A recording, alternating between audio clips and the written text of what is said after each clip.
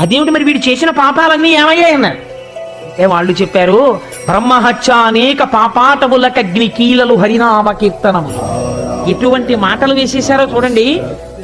గురుతల్ప సర్పములకు గేకులు హరినామ కీర్తనము. అక్కడతో సరిపోలేదు. తపనీయ చౌర్య సంతమ సంబునకు సూర్య కిరణముల్ హరినామ కీర్తన. దాంతో పాటు మధుపాన కిల్పిష మదనాగ సమితికి కేసముల్ హరినామ కీర్తనములు. మామూలు పాపాల గురించి మీరెందుకు మాట్లాడతారయా?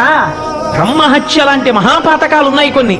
అటువంటి మహాపాతకములు ఏ ఉన్నాయో అటువంటి మహాపాతకములనేటటువంటి అరణ్యములను పెంచుకున్నవాడు ఉన్నాడంటే ఎంత పాపం చేశాడో.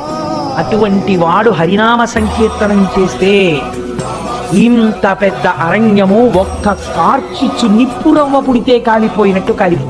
ఆ పాపములను చంపేసి ఈ హరినామ కీర్తన చేసినటువంటి వాడికి దొంగతనం మొదలైనటువంటి పాపములు కూడా నశించిపోతున్నాయి. అందుచేత